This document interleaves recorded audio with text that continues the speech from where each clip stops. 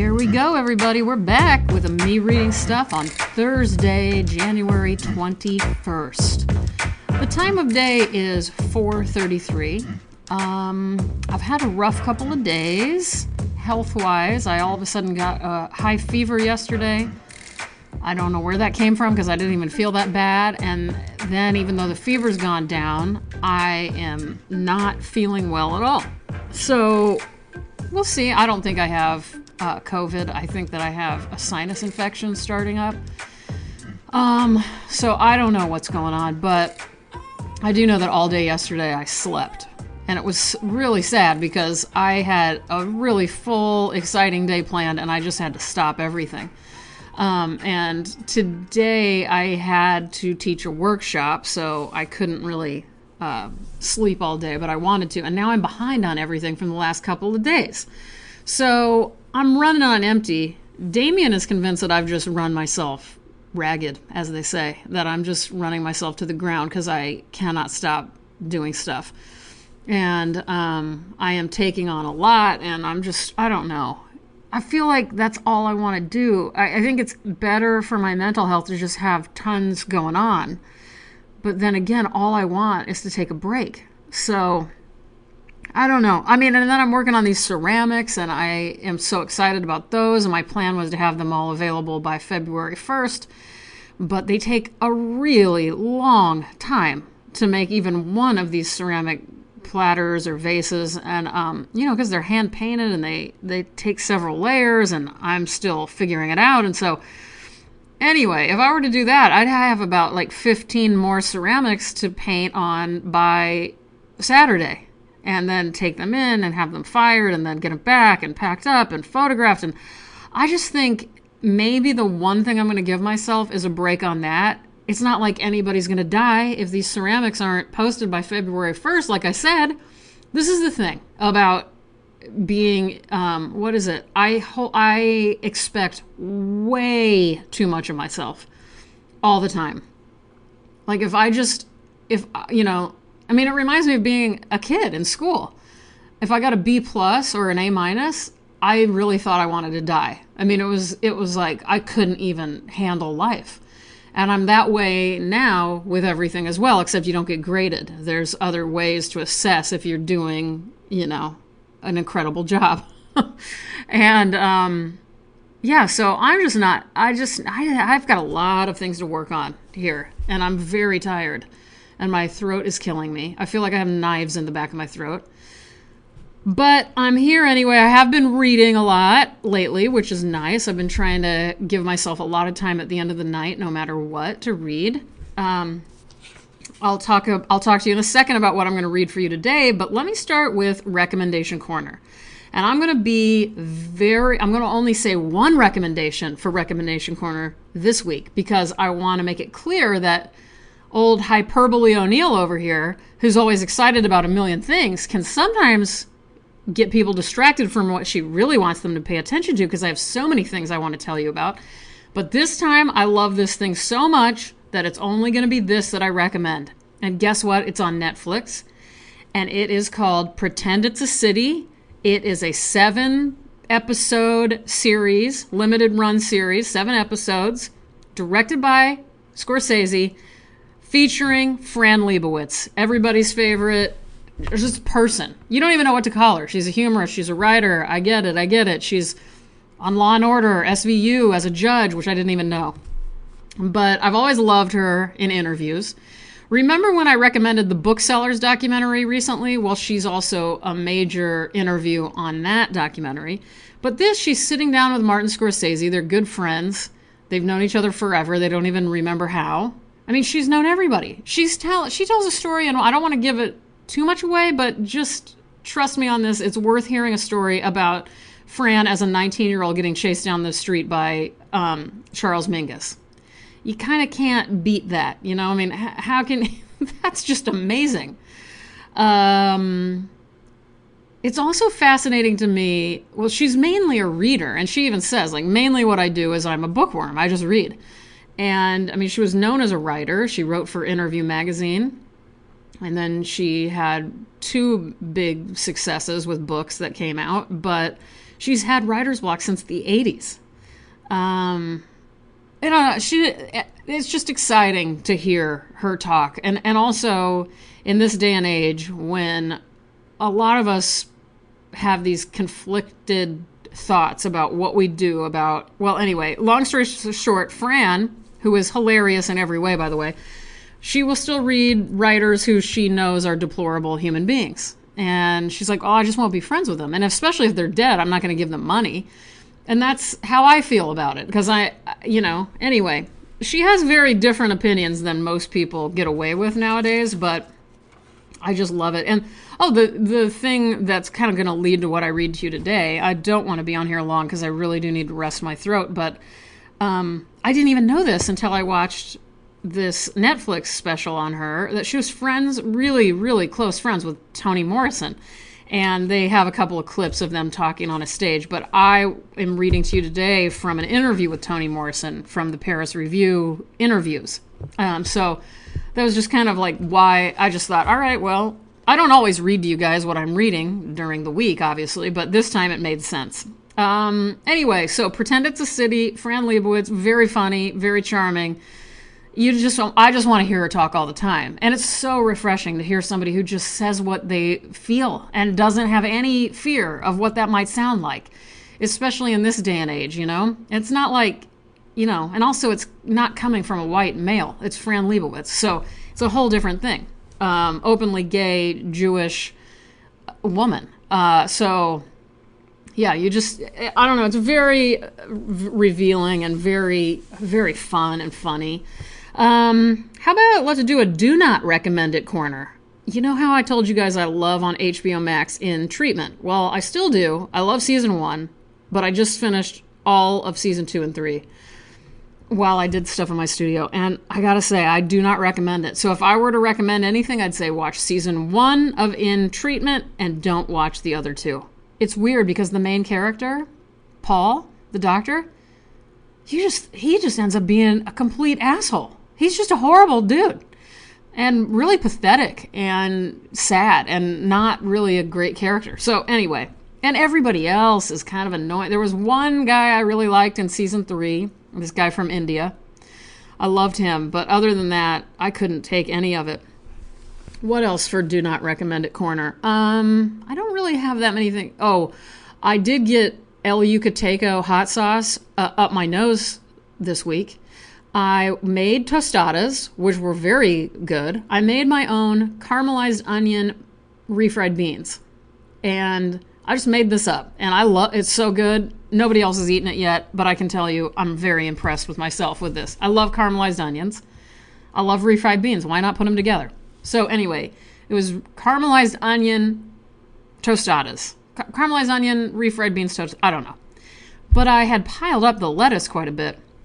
And then I put one of my favorite hot sauces, which is El Yucateco, the red kind, put it on there. And as I bring the tostada, normally I eat tostadas with a knife and fork, but Damien, who's half Mexican, told me, what are you doing? You're supposed to pick up a tostada.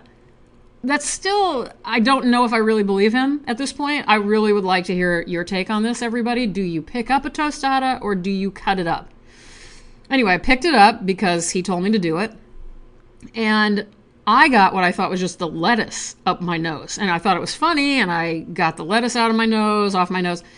And then, as I kept eating, all of a sudden, the inside of my nose is burning so bad. And I don't have any reaction to hot sauce at all. Like, it could be I've even had habaneros and pieces of ghost pepper, and it does nothing to me. Because my sinuses are so bad that I think I've ruined everything inside of my head enough with all my bad sinuses that I don't even experience whatever you guys all experience with hot stuff. But this, I think, topically is a different thing. So I basically accidentally rubbed, I think when I got the lettuce out of my nose, I rubbed the hot sauce all in my nose. And it hurt for a good 2 hours. It was crazy. Maybe that's what's wrong with my throat. Maybe there's some side effect of that. So anyway, do not recommend getting El Yucateco hot sauce up your nose. Let's move on to reading time, guys. And by the way, I'm sorry if I'm a little boring today. I'm just not feeling well, guys. But I still wanted to come in here and say hello. All right, so I've read a few things out of these before, but I have a box set of the Paris Review interviews, volumes 1 through 4, and I will put a link in the description. You can buy these on their website. Paris Review is so great anyway, but the interviews are what they're really known for, as far as I know anyway. And Toni Morrison. So I decided I had never read her interview in here, and I'm just going to read a couple of things that I related to and that I thought were really good. At a certain point in the beginning of the interviewer asks something about her habits, her pre-dawn writing habits, and she kind of explains why that maybe started. Let's see. This is Toni Morrison. The habit of getting up early, which I had formed when the children were young, now became my choice. I am not very bright or very witty or very inventive after the sun goes down. Recently, I was talking to a writer who described something she did whenever she moved to her writing table. I don't remember exactly what the gesture was. There is something on her desk that she touches before she hits the computer keyboard. But we began to talk about little rituals that one goes through before beginning to write. I, at first, thought I didn't have a ritual, but then I remembered that I always get up and make a cup of coffee while it's still dark. It must be dark, and then I drink the coffee and watch the light come. And she said, well, that's a ritual. And I realized that for me, this ritual comprises my preparation to enter a space that I can only call non-secular. Writers all devise ways to approach that place where they expect to make the contact, where they become the conduit, or where they engage in this mysterious process. For me, light is the signal in the transition. It's not being in the light, it's being there before it arrives. It enables me in some sense. And here is the part, this is now Robin talking, here's the part that I've never heard anyone else say this except me. I always say a version of this to young artists. When people ask me, how the hell do you make a drawing for 3 years? How the hell do you stay in your studio for 18 hours a day for however many months? How do you do this? And I explain, well, it's because I have the TV on and because I'm comfortable and my cat's around. And, it's all these comfort things. It's how, anyway, and here's what Toni Morrison said. I tell my students one of the most important things they need to know is when they are their best creatively. They need to ask themselves, what does the ideal room look like? Is there music? Is there silence? Is there chaos outside, or is there serenity outside? What do I need in order to release my imagination? So back to me. Yeah, that's 100% what I tell everybody. If you're working in an environment that doesn't work for you, that you don't even enjoy, you've got to think about like the times you've been most productive and done the best work. What was that like? How do you recreate whatever that experience was? And I've been doing that since day one. I've got carpet in my studio now. No artists have carpet in their studio. I purposely built a new studio and got carpet put in here because all of my most productive times were in suburban homes with carpeted floors. And and with cable TV on all the time. So I recreate that everywhere I go because that's where I'm comfortable. And it has to be connected to my house. If I even have to walk outside for 10 steps and then into a garage, I will not do this. I have to be home. And then she's about to say something else that, oh my God, I so relate to too. I'm so excited. What about your writing routine? The interviewer asks Toni. Toni Morrison says, I have an ideal writing routine that I've never experienced, which is to have, say, 9 uninterrupted days when I wouldn't have to leave the house or take phone calls, and to have a space where I have huge tables. I end up with this much space. She indicates a small square spot on her desk everywhere I am, and I can't beat my way out of it. I'm reminded of that tiny desk that Emily Dickinson wrote on, and I chuckle when I think, sweet thing, there she was. But that is all any of us have, just this small space, and no matter what the filing system or how often you clear it out, life, documents, letters, requests, invitations, invoices, just keep going back in. I'm not able to write regularly. I have never been able to do that, mostly because I have always had a 9-to-5 job. I had to write either in between those hours hurriedly or spend a lot of weekend and pre-dawn time. Yeah, especially that part. This is what I always tell people, like when I start to freak out if I have too much on my calendar, I freak out for good reason, because if I don't have that uninterrupted time of just being in my studio, like, there needs to absolutely be nothing else on my calendar. And I mean even a doctor appointment or going to the pharmacy. Like, I have to do nothing for a long time. Otherwise, I can't do this. And so that's why life annoys me so much, because any bit of life, especially social life, will fuck me up for so long afterwards. And this is what you got to know, even a great social experience. Like, I went over to my friend's house. It was the greatest time I've ever had. They're the funniest person I've ever known. That doesn't mean they didn't fuck me up by being so funny and fun, because they did. Because I guarantee, because I don't hang out with people I don't like anymore. I used to. That was called being really mentally ill. And now I'm emotionally sober, and I know better than to hang out with people that I can't stand. But anyway, so I haven't hung out with people I can't stand for years, but, you know, even when I hang out with people I love, it just ruins me for so many days afterwards. It just does. It's too much excitement. I'm way too sensitive.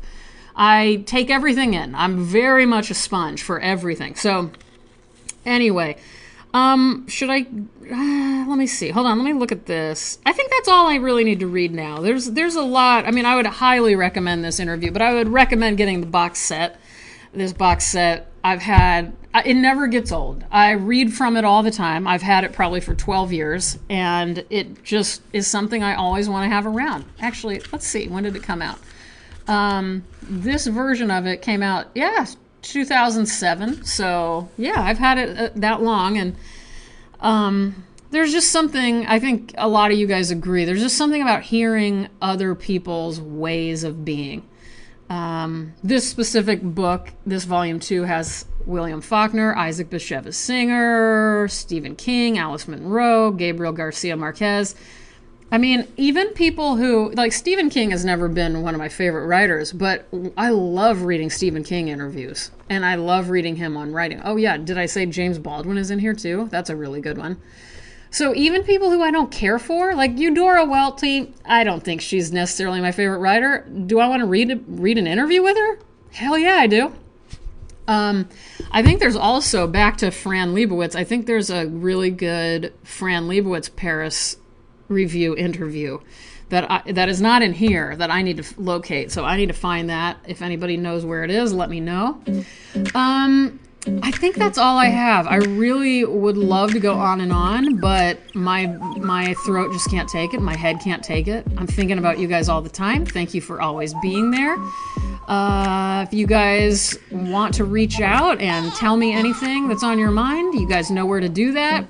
Please leave a review on Apple Podcast if you're enjoying it, or just share this with a friend. Either way, I'm very happy you're here.